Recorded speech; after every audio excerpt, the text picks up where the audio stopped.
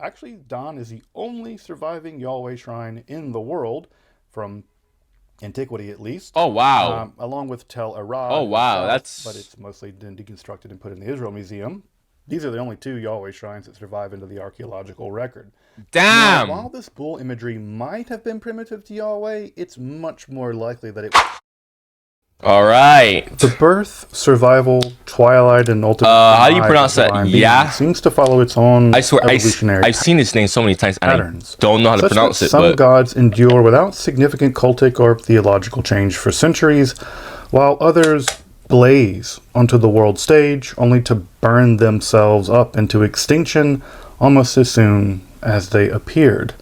Indeed, a given god must perform a careful balancing act to persist much through human time, marked by seemingly unending upheavals. On the one hand, a divine being must have a definite enough quality to attract and maintain worshippers, and yet, at the same time, such a god cannot be so rigid or its cult so conservative that it cannot endure significant adaptation and change, the only surety of our mundane world. Too far in one direction makes a god unappealing. Too far in the other dooms them given religious fashion and change, frankly. And surely, through the eons, some gods have adapted and many gods have gone extinct. Though one god has proven to be which is something that a lot of people need to talk about more. The gods that have gone extinct. rather successful, oddly enough. Not that that makes them a better god or even a real god. Beyond all reasonable Is this guy a historical Jew? expectation. In Uh fact, this god, whose simple name means Demonetized. something like the one that What? I don't know. I just assumed based on the freaking thing that he's wearing on his head. What? Why you? Why are you making me watch something like exists emerged this? from the sands of Bronze Age obscurity to eventually become not just a national god, but, in the end, simply the god for the overwhelming majority of the world's population now. But just how did a tribal warrior storm god, Yahweh, go from being a Yahweh. god, a minor god, among gods much more ancient and much more powerful, enduring up till then at least, to simply becoming God, the sole God? Yo, this is actually something that I've low key been like so curious about. Like, how the heck did that, like, the whole transformation, the Ark of the Covenant reaction that I did, that was pretty sweet because it talked about how the transition, like, he made a theory about how the transition from, worshiping something physical to just having just plain faith. Like, bro, like that, I've always had a bunch of questions about that. So this, okay, this is gonna be, this is gonna be a sweet video. This is gonna be a freaking sweet video. I also, warrior storm god. I didn't even know that that's what god was originally. God of all that is in the mythology of billions. If you're interested in magic and hermetic philosophy, alchemy, or Kabbalah, or the history of the occult, make sure to subscribe and check out my other topics on contents and esotericism. And also, if you want to support my work of providing accessible, scholarly, and free content on topics here in esotericism, here on YouTube, freely accessible, I'd hope you consider supporting my work on Patreon, or with a one-time donation, with a super thanks option, or perhaps you'd buy a shirt over at our merch store on the channel. But now, let's turn to a god that all of us know of, but none of us really know much about. Yahweh, or the one that exists, the deity at the core of the Abrahamic faiths and beyond. I'm Dr. Justin Sledge, and welcome to Esoterica, where we explore the arcane in history, philosophy, and religion.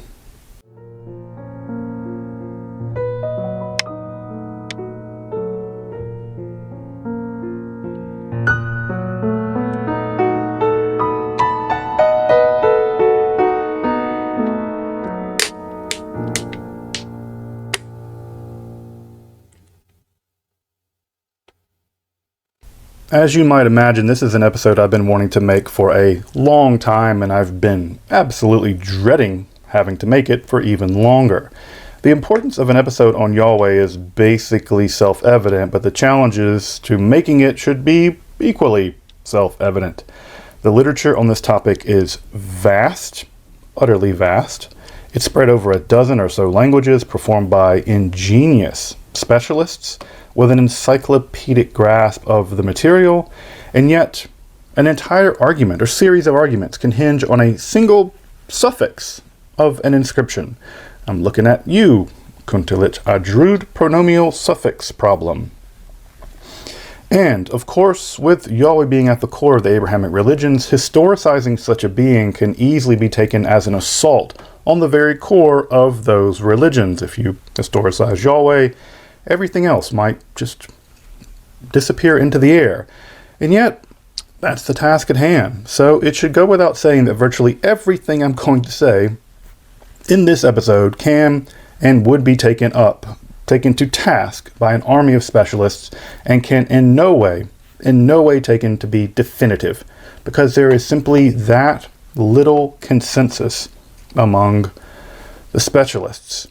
But I'd rather hazard an episode on the topic than just throw my hands up and say, oh, it's utterly frustrated by the difficulty and the complicatedness and the specialization of the topic. Better, as that famous saying of Beckett goes, ever tried, ever failed, no matter. Try again, fail better. So here's to failing better in the name of public education.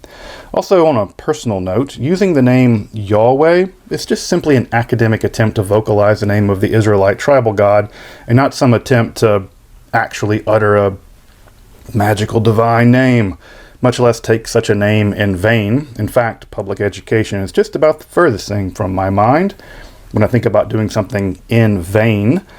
And lastly, I got a comment when I talked about how people misinterpret, in my opinion, what it means by using God's name in vain.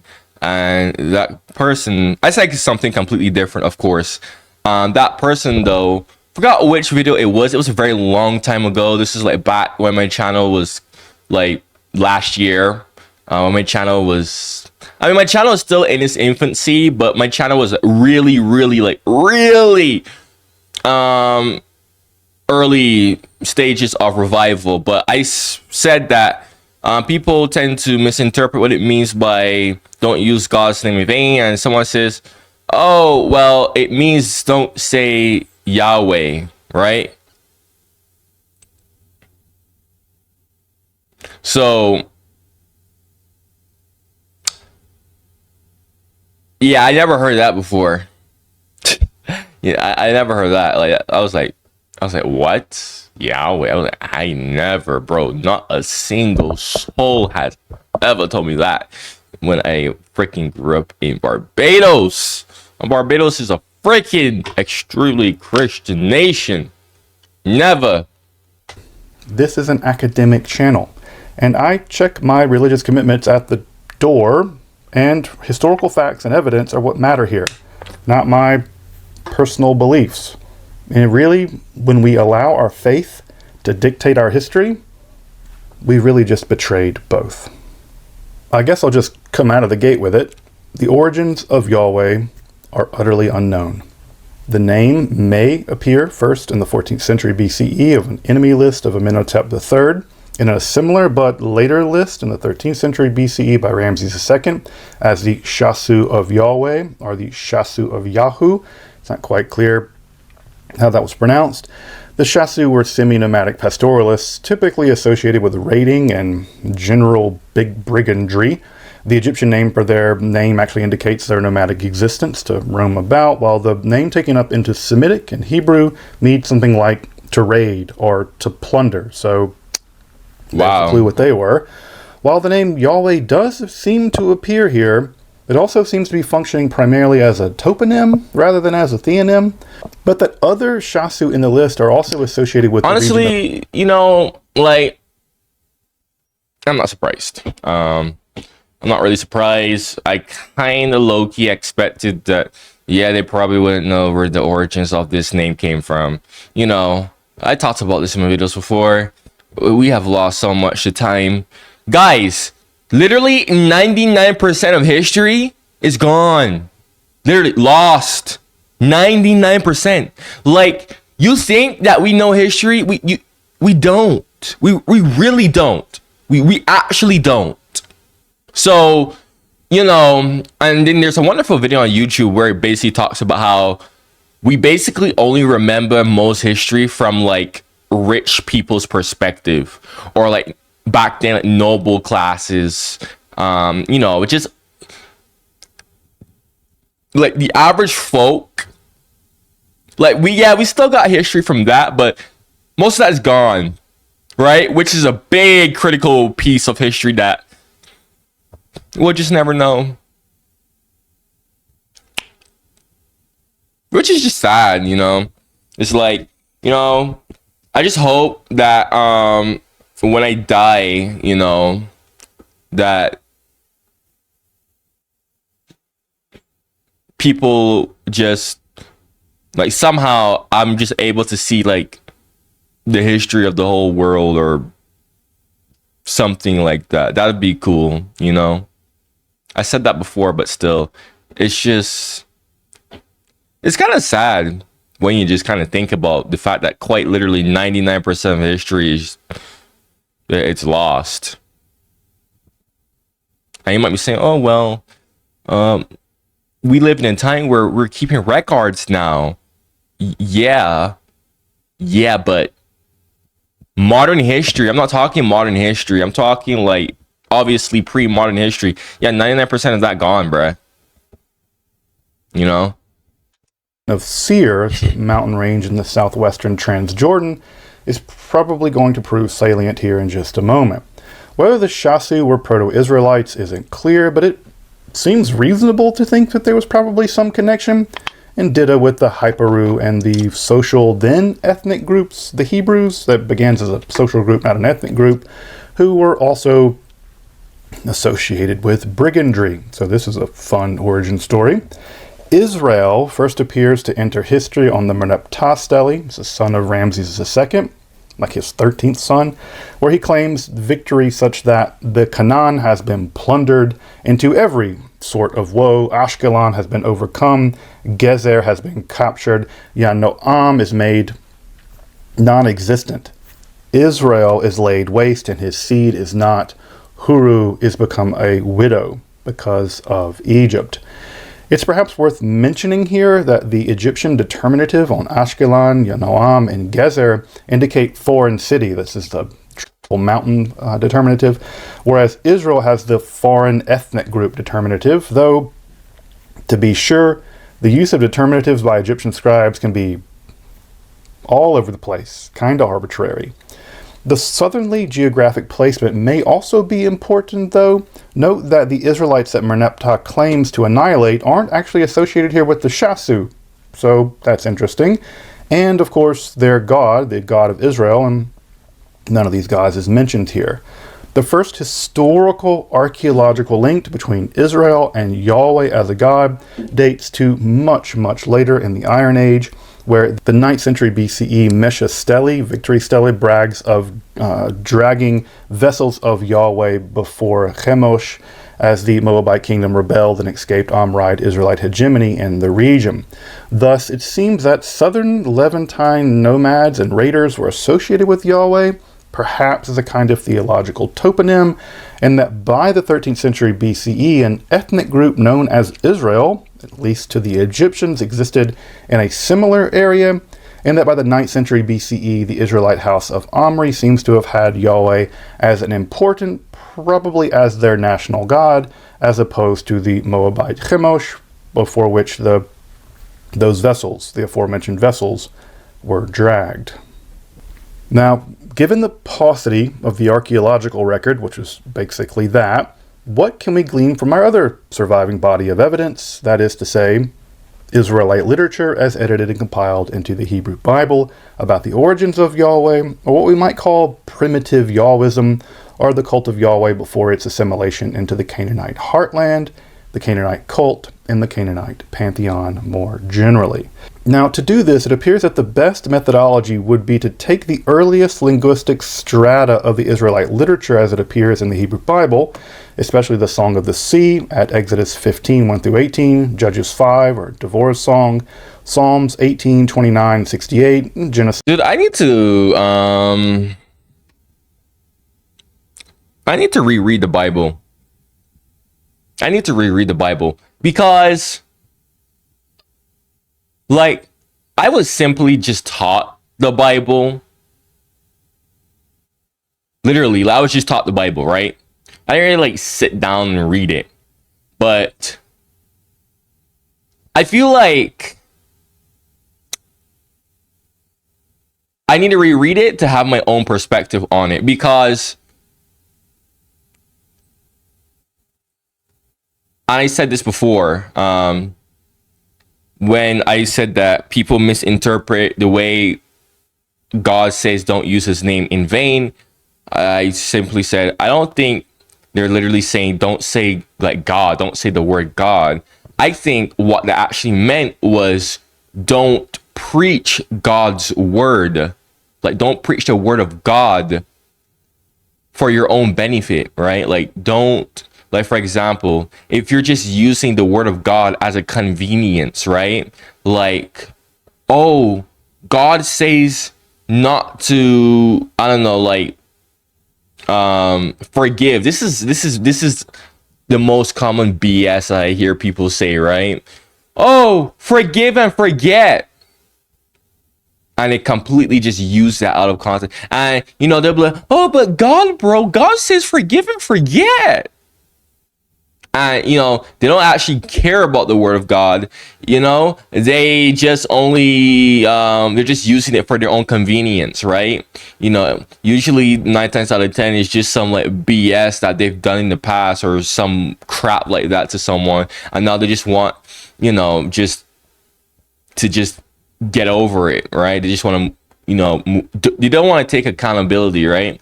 So, yeah, I consider that like using God's name in vain.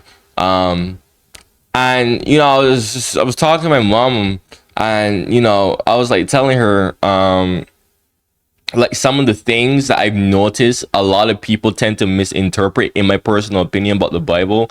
And she looked at me and she was like, go read the Bible on your own. Go read the Bible, because it seems like you have a different way of interpreting things that actually makes so much more sense than what most people do. And yeah, honestly, like, guys, trust me, I gotta do that. I gotta reread everything, because I usually, my reactions, I just talk based on what I was taught, not really like what I read for myself. But you know, I'm an adult now, freaking 20 years old. I should probably go and do that, honestly, because plus I'll add on to my content as well. So trust me, I'm gonna do it. I'm gonna do it. 49, among other scattered memories of very linguistically archaic mentions of Yahweh and his cult. From this, a rough sketch of primitive Yahweh can be made. It appears that the deity's original heartland was Seir, Edom, Teman, with Mount Sinai actually probably originally lying in that region. Recall the Shasu of Seir earlier. That is to say, the northwestern Arabian Peninsula, just east of the Dead Sea. It appears that Yahweh was probably originally a warrior god, perhaps associated with raiding, and women warband prophets. Further, the central manifestation of Yahweh seems to have been storms, specifically the catastrophic thunderstorms that result in the deadly flash flooding, which actually plagues that region down to this day. Petra, the same region where Yahweh may have come from, was engineered around managing just those thunderstorms. Oh, and you can see video of what those flash floods look like in that region, and they are terrifying. At some point in the late Bronze, or probably the early Iron Age, the Yahweh cult made its way into the Judean highlands, likely settling at a cult center in Shiloh. This corresponds roughly to the biblical period of the Judges. The nomadic and possibly mercantile nature, note the mention of caravans in the Song of Devorah, which is, by the way, probably the earliest text in the Hebrew Bible. Before he continues, bro, I was doing research on Noah and the ark again. Holy moly. This goes back to what I was saying about the people misinterpreting the Bible. Noah and the ark, right? Flooded the earth. But it was like, did the earth really get flooded? Or was that a simple misinterpretation, right? Because remember, the Bible talks in parables, right? Remember, and the Bible talks in ways for people to understand back then. You got to keep that in mind, okay? Technology wasn't the way how it is. So, my theory actually was that Noah and the ark was really indeed. It's just that it was a regional flood. It was a regional flood, right? A regional flood that happened. A big regional flood, not like the whole earth. That was how I interpreted Noah. And this right here, because this is literally in that same region too, I'm pretty sure. If that is the case, that right there strengthens my theory, actually. That right there strengthens my theory. That would be insane. Honestly, that is surprising. Like I said, this video, I knew this video was going to be good. And we're only like 11 minutes in this video. And then the thunder god and the thunder god, right? Guys, what have I said before? Okay, I literally said, I low-key have a theory that all religions are the same, bro. That all religions are actually the same. It's just that they have extremely different interpretations of it, right? Like my brother, he was saying like, yo, you think the whole Greek god thing, that probably is real, right? So if Yahweh was originally supposed to be a storm god, right? That plays right into my theory, bro. That other religions are the same. That actually strengthens my theory. That's mad, because a lot of these religions usually have gods based on what? Weather, right? Now again, it's just a theory. It's just a theory. I'm just making a simple, educated guess. Okay? But that's mad. Let's continue. Primitive Yahwists might explain the diffusion of the cult. That is to say, it was spread through mercantile trade. This diffusion is probably overdetermined, however, especially if raiding were involved. Of course, the major historical backdrop of all of this is the Bronze Age collapse. Through the 13th century BCE, civilization in the Eastern Mediterranean experienced a cascading systems collapse. Real scary, resulting in mass migration from the Aegean, i.e. the sea peoples, imperial border regression and local hegemony collapse on the part of the various empires, especially the Egyptians, imperial collapse, just full-blown civilization collapse for the Hittites and the city-state of Gerar, and generalized urban disintegration, note at a site like the city of Gezer. In fact, it may be that the conditions of the Bronze Age collapse allowed for the power vacuum in which one, raiding as a means of survival would have emerged, and a raiding cult headed by a warrior raiding god like Yahweh might have proven pretty popular in the chaos. I mean, imagine what kind of religions would emerge in the world of Mad Max or something like that. Though this is just speculation, and that disruption in the Bronze Age collapse is probably what allowed the various states to revolt, resulting in Merneptah putting them down. But also, especially the collapse of Egyptian hegemony in the region, and this is very important. This would have allowed de facto independence, especially in the Canaanite highlands, because who wants to go up there? And it isn't surprising to me that Yahweh's cult and its military, political, state-building wing would settle in relatively remote Shiloh before spreading north and south into the highlands and then pushing west down into the Shphelah to contest eventually with the Sea People, who also got a foothold in former territory of Egyptian hegemony, This, of course, is the Peliset, as we know them from the Egyptian literature or from the Bible as well. You guessed it, the Philistines.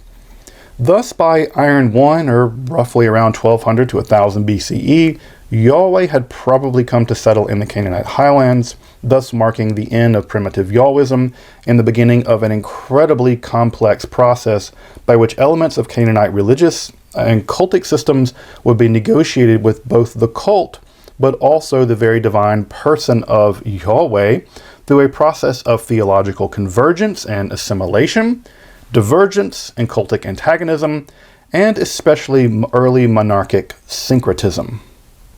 To appreciate this process, it's best to explore this complex dialectic on two axes, one being the Canaanite pantheon itself, but the other being the progression through time from the period of the Judges and through the monarchy's complex cultic relationships marked by syncretism in the north primarily, but more punctuated by Yalu monolatry in the south before the eventual transition to monotheism in the exilic and really the post-exilic period. So let's begin by exploring the dynamics of theological convergence and divergence, or cultic antagonism, with the Canaanite pantheon and Yahweh. Most of our knowledge of the Canaanite pantheon stems from the discoveries of vast royal libraries of the city of Ugarit, another victim of the Bronze Age collapse. What has emerged from this center are significant collections of mythological and cultic documents, deeply detailing the nature, personalities, and mythic deeds of the various Canaanite gods in that pantheon. Though two caveats are perhaps in order. The first is that this trove may represent a specifically royal, specifically Ugaritic expression of the Canaanite theology and its myth cycles. The second is that these documents date to the mid-12th century at the latest. The city itself was probably destroyed around 1185 BCE, which is hundreds of years and still quite a distance away from the locus classicus of the development of the Israelite cult down a good bit southerly in the highlands. Thus, we don't know to what degree the Canaanite cult expressed itself specifically in that region, down in the highlands, and this is especially true because the Canaanite written record in that area is remarkably poor. It's basically non-existent. So, to what degree can we take the Ugaritic text to be representative of Southern Highlander cult? Not clear. But those caveats aside, the head of the Canaanite pantheon was the grandfatherly god El, simply God. Indeed, some theories actually have that Yahweh was a local, very far southern manifestation of El, but I think that's probably doubtful. Though Deuteronomy 39 seems to be an archaic recall when Elyon, a manifestation of El, parceled out the world, providing Yahweh specifically with the lands of Jacob Israel. This is probably a rare survival from a period where Yahweh was still kind of subservient to Elyon and before theological convergence with El more generally. However, it's clear that the Yahwists were pretty comfortable enough with El to allow for significant amounts of assimilation of El features onto Yahweh, even when those features perhaps stood in significant contrast to the strident warrior of the primitive cult. One of the more striking features of these is the assimilation of El as an elderly, wise god. El is known as the father of years in the Ugaritic myth cycles, and it's perhaps this image of an elderly, white-bearded deity as assimilated onto Yahweh from Canaanite El that has probably proved the most visibly enduring in popular perception and art. If you imagine an old bearded dude as God, you're imagining El. Attached to this elder character is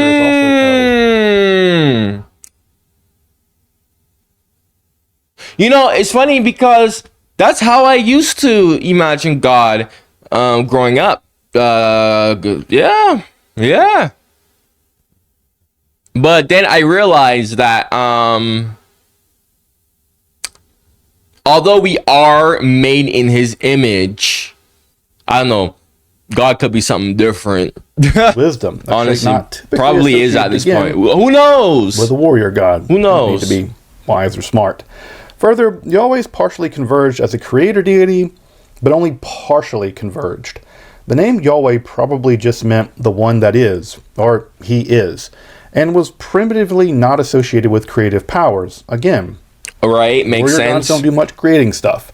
In the verbal form, Honestly, to yeah. list his name, Yeah, that makes sense. Like back then, you know, people were just so literal. I mean, even now in languages, we see this, right?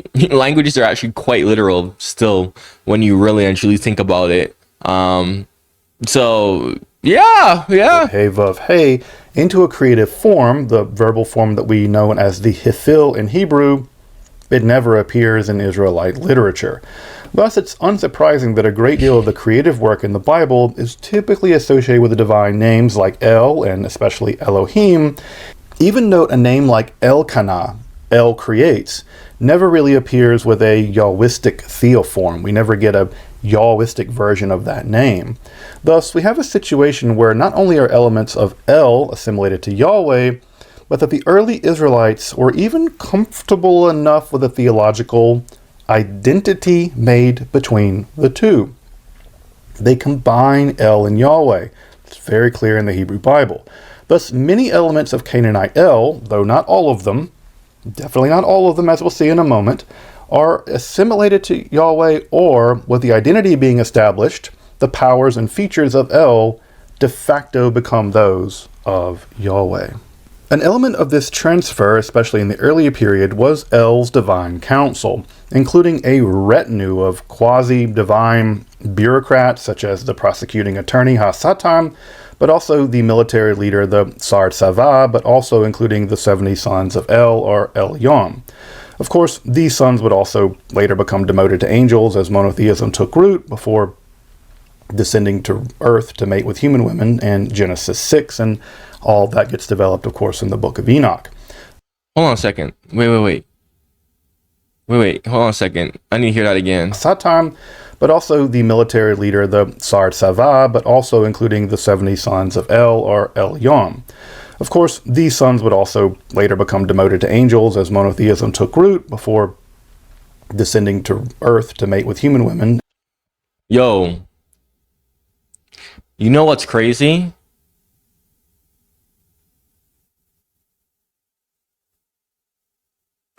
They went on Earth to mate with humans. So if they went, is that where the what the heck is that term? Is what Hercules is, demigod. Is that what? Would that mean like demigods? Because you're an angel. You're not like a god, but aren't you like technically a divine being? Right? Also, that's kind of mad because Sodom and Gomorrah, the city that got destroyed, it reminds me of when the angels were sent to the city and they tried to the people of the city tried to freaking sleep with the angels, bruh. So, oh wow, so that's not insane. That's not okay. Okay. All that gets developed, of course, in the book of Enoch. Though, like creation, this assimilation of the divine council was not total. The sons always appear as sons of El, the divine appellation there, never the sons of Yahweh. Though, along with these originally quasi-divine beings would also come an entire retinue of celestial objects. Yeah, quasi, partial divine. That's what quasi literally means. Quasi means partial.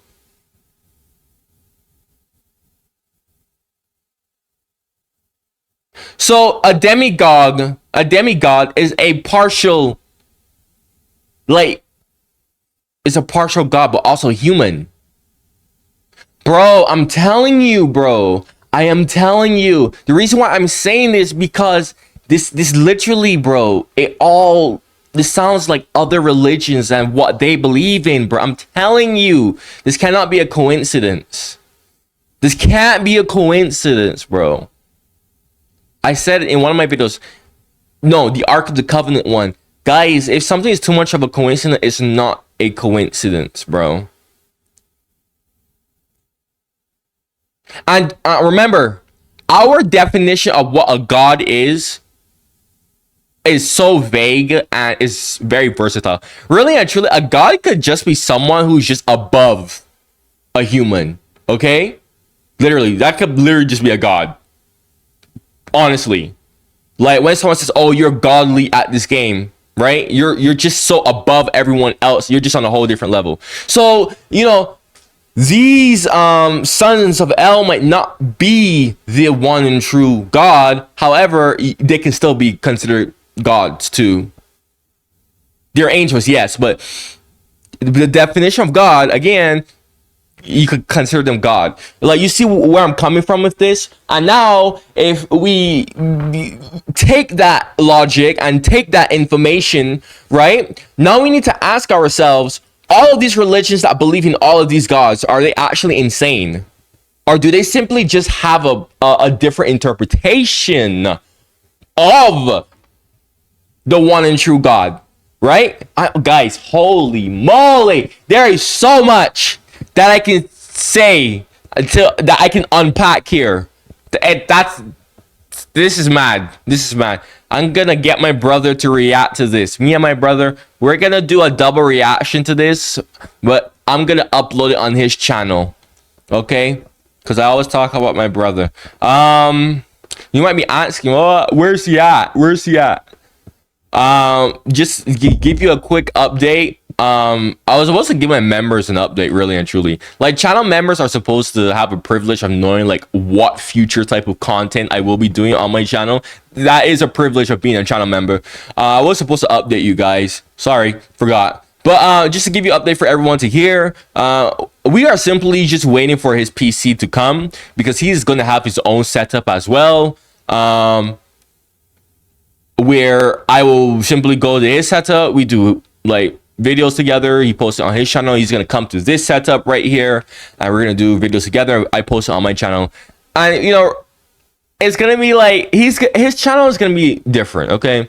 But like we're just collaborating with each other because it'll our personalities. You guys who love to see our personalities together. It'll just be beneficial, right? You guys will be entertained very well. We will benefit from it as well a lot. Because it is better to do YouTube with other people and not just yourself.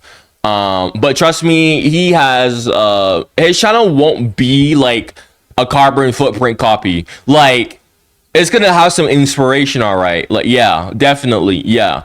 But he's gonna eventually like go and do his own type of content that is still within the same niche, guys. So don't be scared.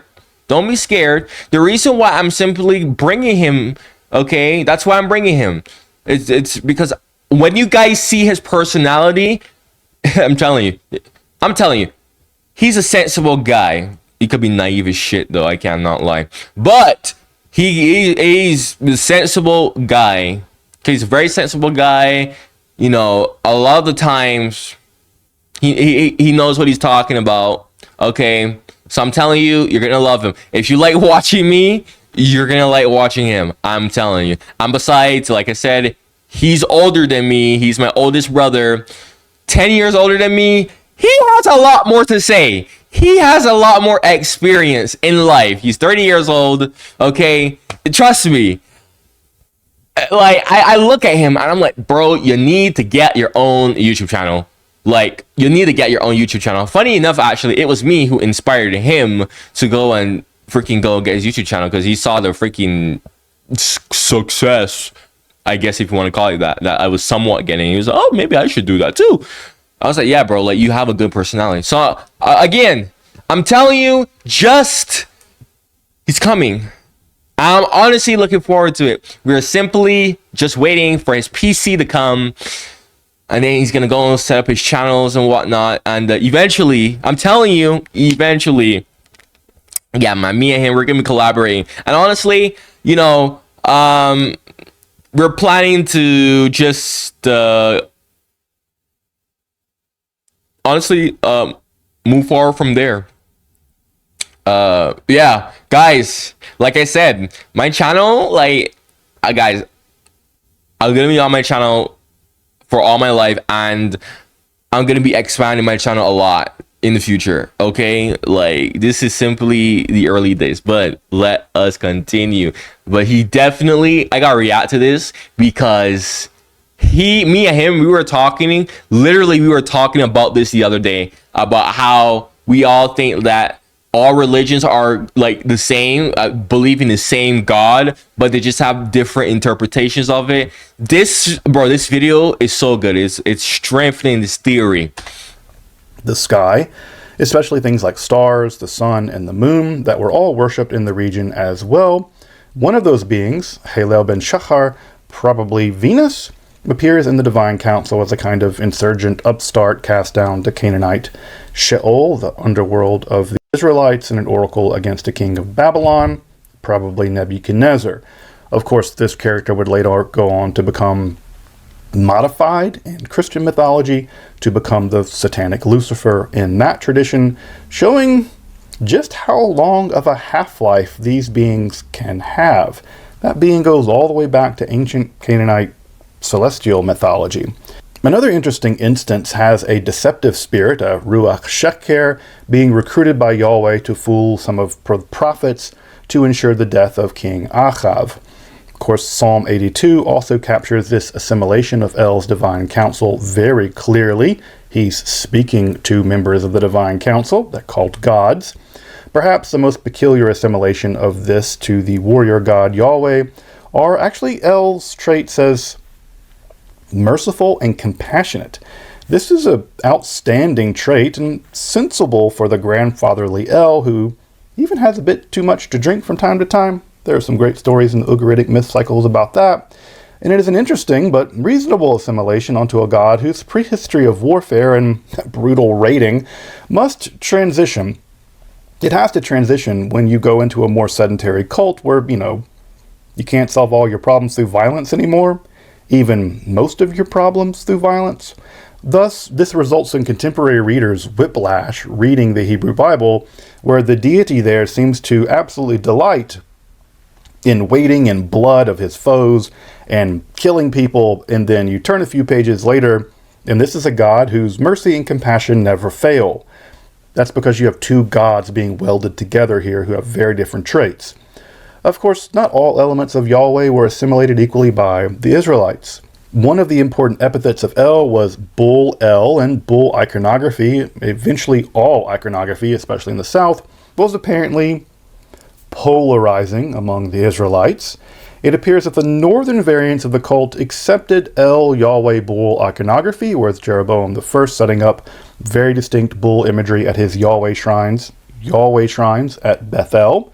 The name there, House of El, and Dan. Dan is the only surviving Yahweh shrine in the world, from antiquity at least. Oh, wow. Along with Tel Arad. Oh, wow. But it's mostly been deconstructed and put in the Israel Museum. These are the only two Yahweh shrines that survive into the archaeological record.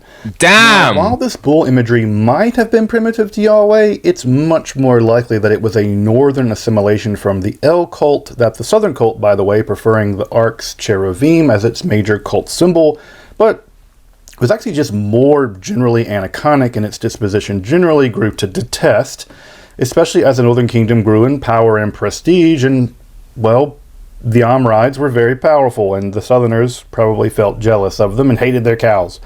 Indeed, the Golden Calf narrative itself may be a Southern polemic against the Norse assimilation of this dimension of El's cult, the importation of this bull imagery. Finally, El had a divine consort, Athirat, but I'll come back to her when I discuss Asherah in just a moment. If the relationship of Yahweh and El was assimilation to convergence, then the relationship with the Canaanite warrior and storm god Baal, literally the Lord, is going to be characterized by assimilation to not only divergence, but also just straight-up cultic antagonism. The discovery of the Ugaritic Baal cycle has done more to inform our understanding of the local ancient mythology of that region than perhaps any other group of texts outside, of course, from the Hebrew Bible. Here, Baal is famous for his triumphs over the chaotic forces of the sea, or Yam, his fight with death, to the death, when he subsequently resurrected and achieved detente with Mot, or the god of death, with the aid of the fierce fertility warrior goddess Anat, thus providing for the life-giving winter rains in the region before being exalted as virtually the king of the entire world. Virtually every element of the Baal cultus will intersect with Yahweh and his cult, very probably because of just how similar the deities were and how very popular Baal must have been compared with the relative upstart Yahweh in the region. As I mentioned, both gods were associated with storms, especially for their life-giving rains in the region. However, they're both associated with storms of very different kinds. Yahweh was likely associated with the terrifying thunderstorms and flash floods of the southern Arava regions, whereas Baal was associated primarily with the coastal winter storms, without which the arid region would struggle to bloom. Both storm gods, very different kinds of storms. However, as Yahweh settled into the region, the motif of him as a rider upon the clouds, one virtually shared with Baal, would be extended not just to the thunderstorms of the south, but also to the coastal rains as well. This element becomes assimilated easily onto Yahweh. Numerous evidence of these storm theophanies abound, though Psalm 29 conforms so much with Baal imagery that some scholars have just kind of argued that it's a literal Yahweh for Baal substitution hymn. It's like cut and paste Yahweh for Baal, though it's a little simplistic. Further, elements of Baal's contest with the sea are Yam and its... Holy moly. You know what this reminds me of? Bro. Mother Nature. Mother Nature, bro. This reminds me of this girl that I used to talk to. Guys, it's been a long time since I brought up any stories of women that I used to talk to. I never really had a reason to. Bless, my channel isn't really about that. But this is actually relevant. So stay with me. All right? I'm not just saying this out my ass. This reminds me of a girl that I used to talk to. Don't talk to her anymore because, ugh. Yeah. She was a freaking pantheist. Pantheist. Freaking, like, she was an atheist, but she was a freaking pantheist. And she was like, I don't believe in God, but I believe that Mother Nature is the God. Like, she doesn't believe in, like, the one and true God, but, you know, yeah, she believes that Mother Nature is the God of everything. Like, Mother Nature is just, yeah, the universe, all that shit. It's just God, not the one and true God. Like, it's just a God. Like, you know what I mean. So I'm like, and it sounds confusing, right? So I'm like, wait, but that sounds like, that literally sounds like exactly like God, bro. I literally looked at her. I was like, you know that God is Mother Nature too, right? Like,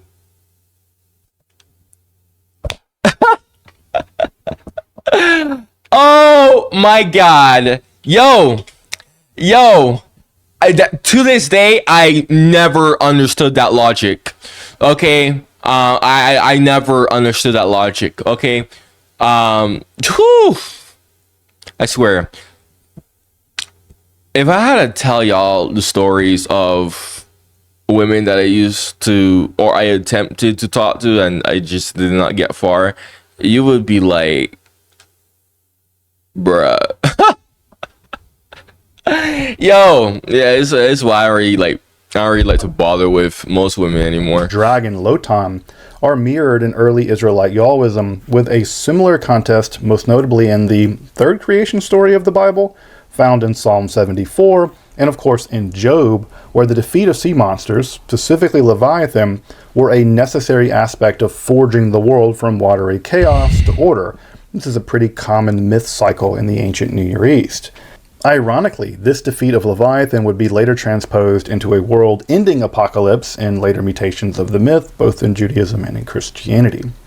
Further, Baal contest with death, or Mot, is often just demythologized in general, such that Yahweh has control over both life and death, and in some passages, Yahweh is even described as swallowing up death. This is a very big flex, an ironic flex, over Yahweh's power over life and death, because it's exactly death that's described in Ugaritic myth as having a gaping maw. It does the swallowing, not gods. Further, the dwelling place of Baal on Mount Zaphon, Jebel Akra, became metonymized into Hebrew as just the word for north, with Yahweh also primitively associated with mountains, especially Sinai Moriah. The title El Shaddai probably is just another reference to how a mountain El is assimilated over to Yahweh from the Akkadian word for mountain. Though eventually Mount Zion is eventually going to be substituted out for Mount Zaphon for pride of place, but the metonymy, Zaphon as the word for north, it continues into Hebrew to this very day. Of course, with both being warrior and storm gods, it's unsurprising that Yahweh would be pitted against Baal in cultic combat. This needs to be a video game.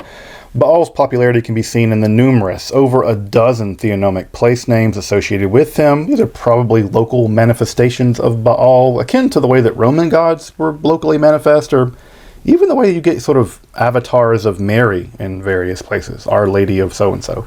And further, the horror Baal's worship seems to have inspired in certain Israelite writers and prophets. And further, it's also pretty clear that in at least the first half of the monarchy, there was a pretty strong attempt to syncretize Yahweh-Baal worship, which seems reasonable, with Baal cultic objects placed in otherwise specifically Yahwistic shrines, probably to please both the local population but also the exogamous wives for whom Baal was the central native god in their religion.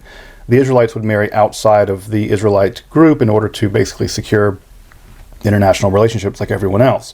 Thus, this was very likely an attempt to assimilate Baal to Yahweh, just as with El in the north. However, the southern cult was never quite this comfortable, and purges by several southern kings, such as by Hezekiah, Jehu, and most famously Josiah, sought to completely deracinate non-Yahweh worship and even non-Jerusalemite Yahweh worship. They didn't even want you worshiping Yahweh somewhere else. However, it appears that by the 8th century BCE that the Israelite prophets, such as Elijah and Elisha, really rejected any form of syncretism, and the narrative describes multiple contest-like ordeals between the Israelite Yahweh partisans and the Baal cult and the Asherah cult, especially as backed by Ahab and his Phoenician wife Jezebel, who gets an unwarrantedly evil reputation. You can hear, by the way, the Baal theonym in her name. In fact, the scribes of the Hebrew Bible so hated Baal that theonymics employing his name underwent taboo replacement with the Hebrew word for shame, boshet. Thus, names like Esh-Baal become Esh-Boshet, Meri-Baal become Meri-Boshet. Even the goddess Astarte becomes Ashtoreth, using the vowel pattern from the word for shame to muck about with her name. Further, the phrase Prince Baal or Baal Zebul famously becomes Baal Zebub, the Lord of the Flies, and even Daniel's term for the abomination of desolation, Shikutzma Shomaim, may become actually a pun on Baal Shemen, or Baal of the heavens, thus that the heavenly is thrown down. Thus, Baal and Yahweh are probably mutual victims of what Freud called the narcissism of minor difference. They're just that similar. The stage of ancient Canaan and ancient Israel just being, well, too small for two warrior storm gods, and with only a minor exception, Baal basically vanishes from the religious record in Canaan by the post-exilic period. Though, of course, Baal would go on to continue to function in the Phoenician deity system as Melkart as late as the rise of Christian hegemony in the late classical period. So, one god had to go, and at least in that region, it ended up being Baal. Though, while not directly bearing on the development of Yahweh as a god, but more so on Yahwism as a cult, is the question of how El's consort, Therat, would or would not be incorporated.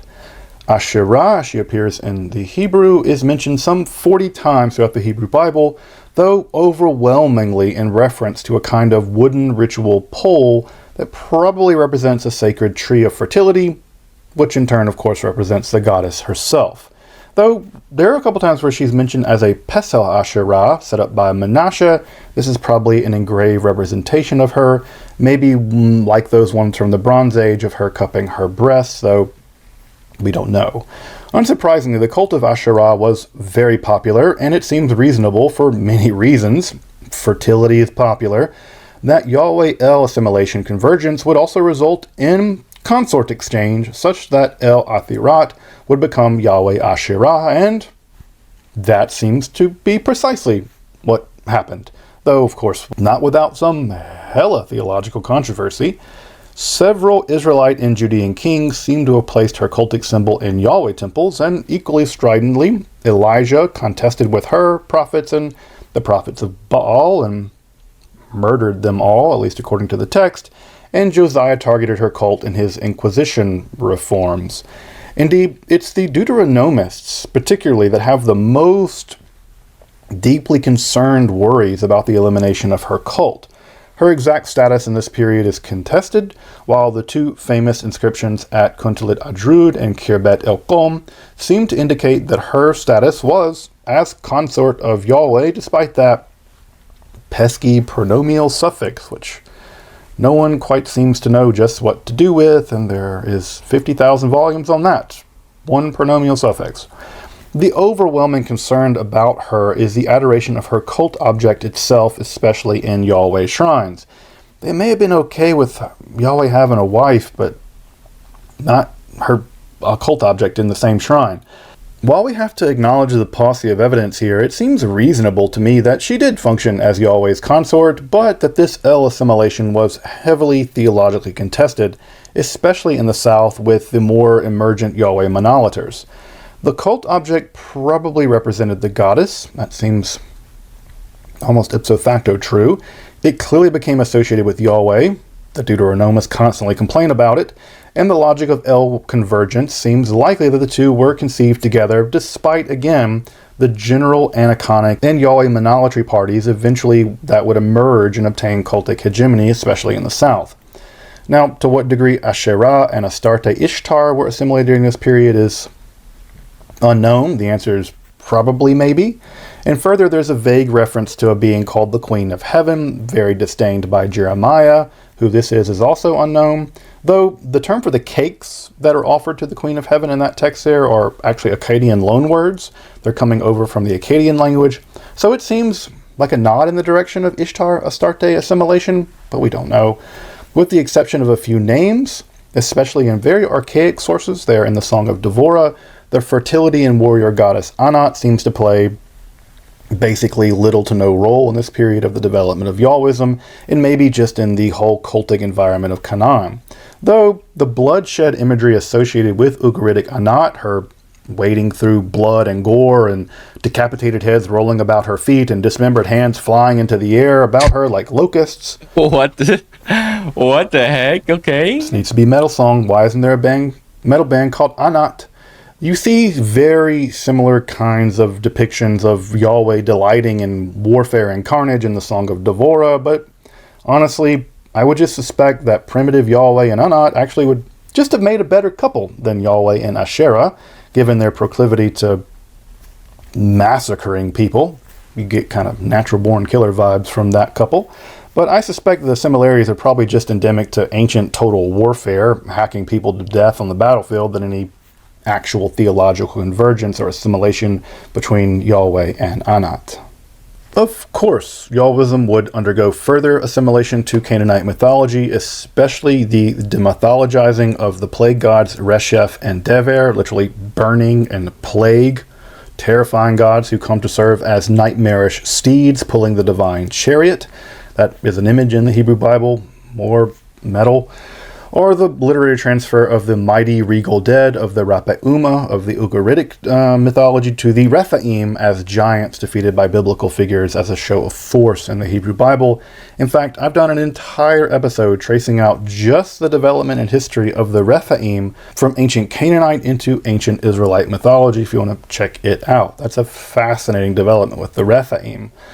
All in all, what we have is a complex, non-linear process whereby primitive Yahwism and Yahweh become implanted into the post-Bronze Age collapse of the area of the Canaanite Israelite highlands, becoming the chief, though not the sole god of the emergent Israelites. Again, this is the famous henotheism of the period, and he becomes a core aspect of their emergent national hegemony in the region.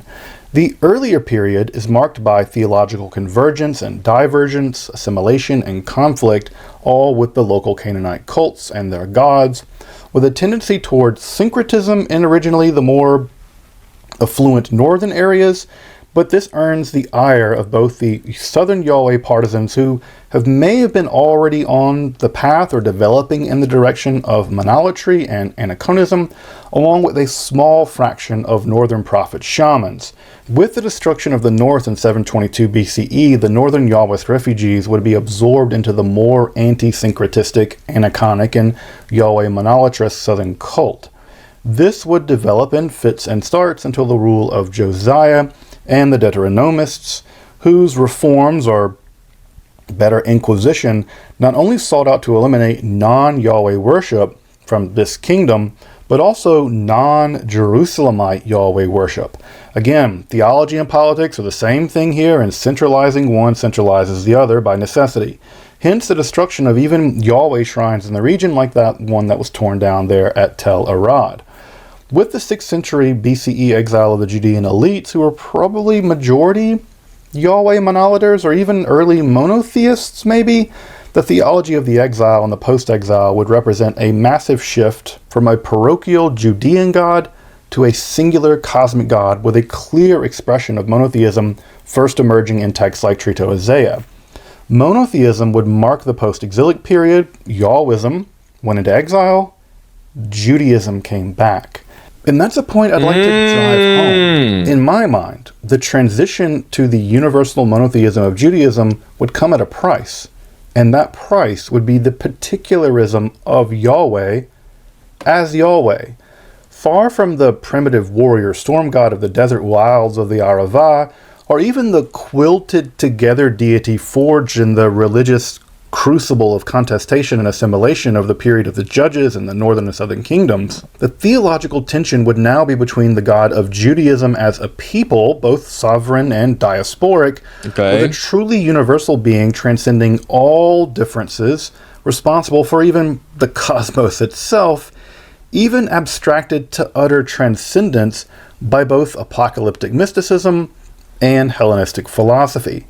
The distinction now would be, what kind of universal God are you going to get? A parochial Judean one or a more philosophical abstract one? Huh. Huh.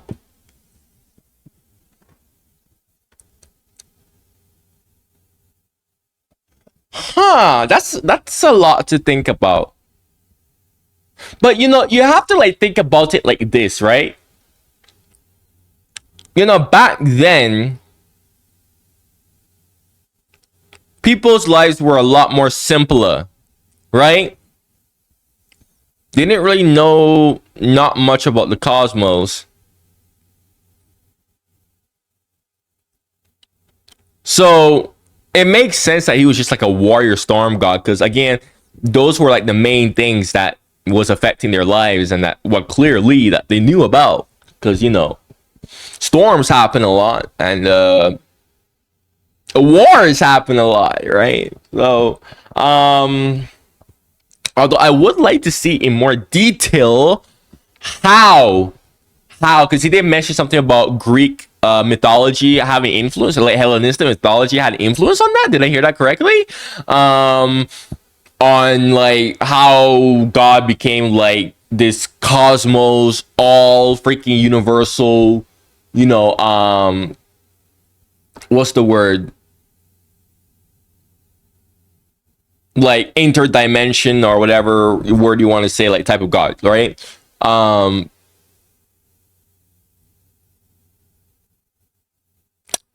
would like to see more details on that. Like, how did that transition really like slowly start to take shape? And it would be the promise of universal salvation, reserved once only for the Judeans, matched by this cosmic apocalypticism and eschatological fervor in which Yahweh would become a father to a sacrificed son for the salvation of both Jew and Gentile. That would set the stage for the next part of this epic story, the transition of Yahweh from a Judean God to simply God for billions and billions of human beings. As I mentioned, the literature in this field is vast and highly technical. However, I'd like to recommend a few volumes if you want to dive deeper into this topic, and if this episode interests you. I gotta read this shit. I gotta check and see how much these cost. Bro, there's so much stuff that I want to read, but this right here, I gotta read more into this, bro. I have to read. Yo, I found the books that I'm gonna read. The history of early God. Yeah, I gotta read this, bro. I gotta read that. Holy. You need to, by all means. The Early History of God and the Origins of Biblical Monotheism by Mark Smith is fantastic. John Day's Yahweh, letting the perfect be the enemy of the good. This episode is incomplete. It goes way too fast over a lot. Okay, we got a second part. Oh, yeah. You did tell me that there's a second part. Yeah. Oh, yeah, there's the second part. Oh, yeah. Yeah. All right, guys. Okay, second part coming out sometime this week. Make sure you like and subscribe. If you're a channel member, thank you for being a channel member. If you love my reactions, man, give me suggestions of videos that you would love to see my reactions to, man. Check out my other like religion reactions, like the Sufi warrior who protected Christians. That was a lit reaction. If you love this reaction, man, it's gonna be on the end screen. The videos is gonna be popping up right now. Like I said, if you want your reactions to be done much more quicker, join the channel membership. But like I said, it's only 99 cents a month. Okay, your reactions are done much more quicker. Your comments are responded to much more faster with much more priority. You know what I mean? And not just that, but a whole bunch of other perks too. Okay, like I said in the video, members get preludes to future types of content that I will be doing. Okay, but I'm just gonna link all the perks that you get in the video in the pinned comment below, because I'm too lazy to explain all that. Right? All right, man. Excellent video. Thank you for watching, and goodbye.